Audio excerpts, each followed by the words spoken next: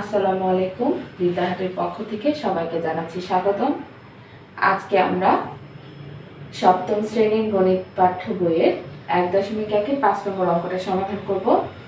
দেখো এখানে লেখা আছে 4639 থেকে কোন ক্ষুদ্রতম সংখ্যা বিয়োগ করলে বিয়োগফল একটি পূর্ণবর্গ সংখ্যা হবে। তো যখন এরকম বলবে যে বিয়োগ করলে বা যোগ করলে, এরকম যখন বলবে যে বিয়োগ করলে বিয়োগফল পূর্ণবর্গ সংখ্যা হবে বা যোগ করলে যোগফল একটি পূর্ণবর্গ সংখ্যা হবে, সেক্ষেত্রে আমরা ভাগের সাহায্যে বর্গমূলটা নির্ণয় করব। তাহলে দেখো এখানে আছে 4639, তাহলে আমরা ওটা লিখবো, সেটাকে আমরা ভাগের সাহায্যে বর্গমূল নির্ণয় করব। ভাগের সাহায্যে বর্গমূল নির্ণয় করার ক্ষেত্রে আমরা কি করেছি, প্রথমে আগে আমরা ডান পাশ থেকে আমরা কি করেছি, জোড়া করে নিয়েছি। তো জোড়া করে নেব, জোড়া করার পরে এই পাশে একটা দাগ দিব, দাগ দিয়েছি দেখো। তাহলে শুধুমাত্র আমরা বর্গ সংখ্যাগুলো নিতে পারবো, এই জন্য আমরা শুধু পূর্ণবর্গ সংখ্যাগুলো নিব, আগে যেরকমটা তোমাদের বলেছি। তাহলে দেখো 2 × 4 হচ্ছে না, এটা বড় সংখ্যা 46, তাহলে 5 × 5 = 25 হয় না, 6 × 6 = 36, আর সাথে সাথে দেখো 49 হয়ে যায়। তাহলে 46 আছে, সাথে সাথে 49 হয়ে যায়, তাহলে যাবে না। তাহলে 6 × 6 = 36 যাবে, এখানে 6 লিখলাম, এখানে 36। তাহলে দেখো 6 থেকে 6 গেলে 0, আর এখানে 1, তাহলে এই জোড়াটা এখানে নামে যাবে, জোড়া করে নামবে, বর্গমূলে জোড়া করে নামবে। তাহলে দেখো 6 এর দ্বিগুণ কত, 6 এর দ্বিগুণ হচ্ছে 12, তাই এখানে 12 লিখলাম। এবার এখানে এমন একটা অঙ্ক নিব যে অঙ্কটা দিয়ে পুরো সংখ্যাটাকে যদি গুণ যায়, তাহলে সেই গুণফলটা এটার সমান অথবা এটার চেয়ে ছোট হবে। তাহলে সেরকম কোনো একটা সংখ্যা আমরা নিই, তাহলে দেখি 12 পাশে কত নিতে হবে। তাহলে আমরা চিন্তা করি, দেখো এটা 1039 যথেষ্ট বড়, তাহলে বড় একটা সংখ্যা আমরা নিই। তাহলে আমি রাফে করতেছি, তোমরা এরকম আলাদা করে রাফে করবো। আমি 8 নিয়ে দেখলাম, দেখো এখানে এভাবে গুণ করবা, 128 হয়েছে, তো শেষে 8 নিয়েছি, তাই 8কে দিয়েই পুরোটাকে গুণ করতে হবে, 8কে দিয়েই পুরোটাকে গুণ করতে হবে। হ্যাঁ, তাহলে 8কে দিয়ে যদি আমরা পুরোটাকে গুণ করি তাহলে কত হবে, দেখো 8 8 কত, 64, 64 4 হাতে কত 6, 8 2 16, 16 16 আর 6 কত, 22, 22 2 হাতে কত 2, তাহলে 8 1 8, 8 2 কত 10। দেখো 1024 আসছে, যদি 9 দিয়ে তোমরা করো দেখবে এটা বেশি হয়ে গেছে, এই জন্য আমি 8 দিয়ে নিলাম। তাই এখানে একটা 8 লিখবো আর উত্তরের ঘরে একটা 8 লিখবো। এইটা তোমরা রাফে করবে, রাফে করে এটা বের করে দেখবে। তাহলে এটা আমি 2 করে দিলাম। তাহলে দেখো কত পেয়েছিলাম আমরা, 1024 পেয়েছিলাম, তাহলে 1024 লিখি। তাহলে দেখো তুমি 9 থেকে যদি 4 যায় তাহলে কত হবে, 5 হবে, আর 3 থেকে যদি 2 হয় তাহলে কত হবে, 1 হবে। তাহলে আমরা কত অবশিষ্ট পেলাম বলো, 15 অবশিষ্ট পেলাম। এখন আমাদেরকে জিজ্ঞেসই করেছিল যে কোন ক্ষুদ্রতম সংখ্যা থেকে কত বিয়োগ যদি আমরা করি তাহলে বিয়োগফল পূর্ণবর্গ সংখ্যা হবে। দেখো যেটা অবশিষ্ট পেলাম এটাই হচ্ছে আসলে আমাদের উত্তর। তাহলে 15 এখানে অবশিষ্ট ছিল, তাই আমরা লিখবো যে প্রদত্ত যে সংখ্যাটা সেই সংখ্যাটা আগে লিখবো। তাহলে লিখবো এরকম, সংখ্যাটা থেকে এত থেকে 15 বিয়োগ করলে যা অঙ্কে লেখা আছে তাই লিখবে, দেখে দেখে লিখবো অঙ্কেরটা। হ্যাঁ, এটা মুখস্থের কিছু নাই। বিয়োগ করলে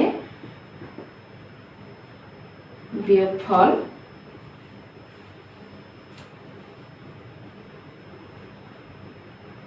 একটি পূর্ণবর্গ সংখ্যা হবে।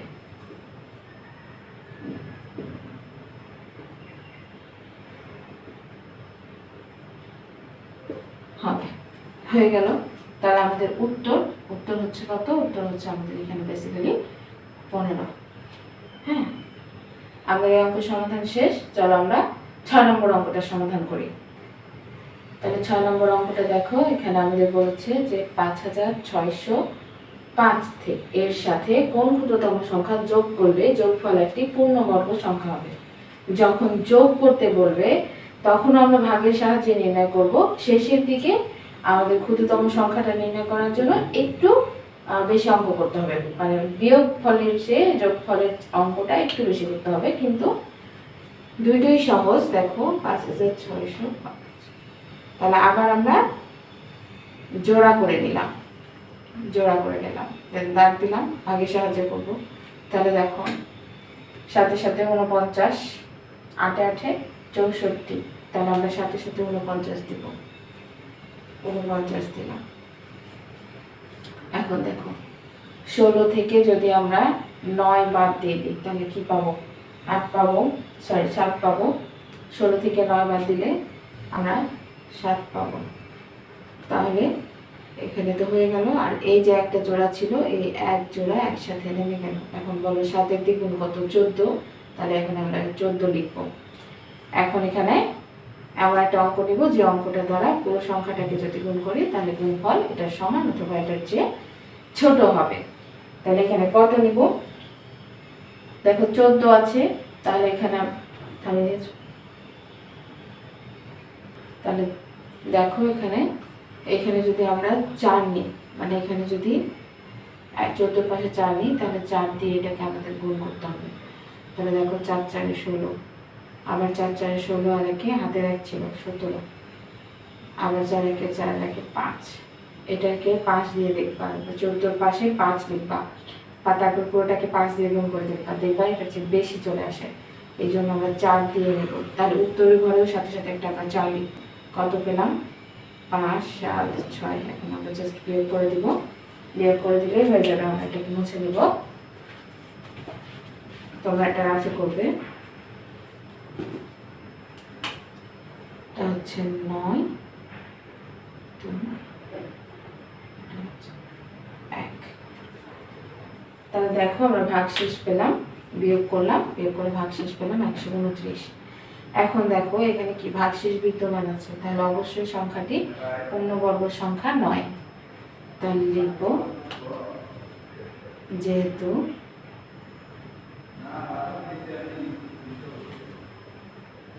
(129) ভাগশেষ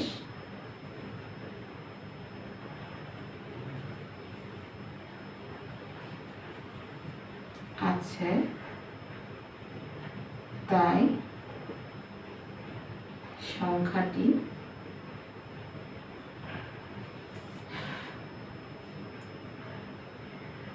পূর্ণবর্গ সংখ্যা নয়। যেহেতু ভাগশেষ আছে তাই এটা পূর্ণবর্গ সংখ্যা নয়। তাহলে পূর্ণবর্গ সংখ্যা তখন হবে যখন এর সাথে, মানে যে সংখ্যাটা দেয়া আছে সেই সংখ্যার সাথে কোনো একটি ক্ষুদ্রতম সংখ্যা যোগ করব। তাহলে লিখব যদি যেই সংখ্যাটা দেয়া আছে, তাহলে 5 6 0 5, এর সাথে কোনো ক্ষুদ্রতম সংখ্যা, এই অংশটুকু প্রশ্ন দেখে তোমরা লিখবে, কোনো ক্ষুদ্রতম সংখ্যা যোগ করলে যোগফল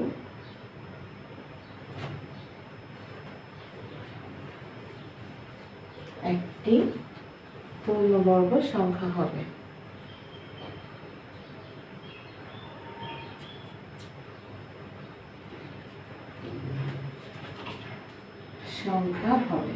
এখন দেখো কোনো একটা ক্ষুদ্রতম সংখ্যা, তো সবচেয়ে ক্ষুদ্রতম সংখ্যা কি? 1। তাহলে সেই একটা আমরা এই ভাগফলটার সাথে যোগ করব। তাহলে সুতরাং এখানে লিখবো, সুতরাং কিসের সাথে যোগ করতে পারি আমরা? ভাগফলের সাথে। তাহলে ভাগফল কত ছিল বলো? ভাগফল ছিল 74। তাহলে 74 এর সাথে 1 যোগ করব, ভাগফলের সাথে 1 যোগ করব, ভাগফলের সাথে 1 যোগ করব। তাহলে পেলাম কত? এখন আমরা 75 এর বর্গ করব। তাহলে লিখি যে 75 এর বর্গ করব। তাহলে দেখো বর্গ মানে ওই সংখ্যাকে ওই সংখ্যা দ্বারা গুণ করব। তাহলে 75 গুণ 75, 75 কে 75 দিয়ে গুণ করলে দেখো আসবে 5000। তোমরা আলাদাভাবে গুণ করবা, তোমরা আলাদাভাবে গুণ করবা 5625। এখন দেখো যেই বর্গ করার পরে যেই সংখ্যাটা আমরা পেয়েছি সেই সংখ্যাটা থেকে প্রদত্ত যেই সংখ্যাটা দেয়া আছে সেই সংখ্যাটাকে আমরা বিয়োগ করব। যেই সংখ্যাটা বর্গ করে পেয়েছি সেই সংখ্যাটা থেকে, তাহলে দেখো বর্গ করে যে সংখ্যাটা আমরা পেয়েছি সেই সংখ্যাটা থেকে প্রদত্ত সংখ্যা বিয়োগ করব। তাহলে বর্গ করে পেয়েছি, সুতরাং লিখব বা যাচ্ছে লিখো তোমরা ক্ষুদ্রতম সংখ্যাটি কি চাইছে, ক্ষুদ্রতম সংখ্যা চাইছে, তাহলে আমরা লিখব ক্ষুদ্রতম সংখ্যা। তাহলে ক্ষুদ্রতম সংখ্যা কোনটা বের করতে হবে, যেটা বর্গ করেছি সেই সংখ্যাটা থেকে। তাহলে 5625 থেকে যে প্রদত্ত সংখ্যা হচ্ছে 5605 বিয়োগ করব। 625 থেকে 605 গেলে তাহলে 20 আসবে। দেখো, তাহলে আমাদের ক্ষুদ্রতম সংখ্যাটা পেলাম 20। তাহলে আমাদের উত্তর হলো 20। তাহলে অঙ্কটা আমাদের শেষ হয়েছে। আশা করি বুঝতে পেরেছো। পরবর্তী পর্ব দেখার জন্য আমন্ত্রণ রইল।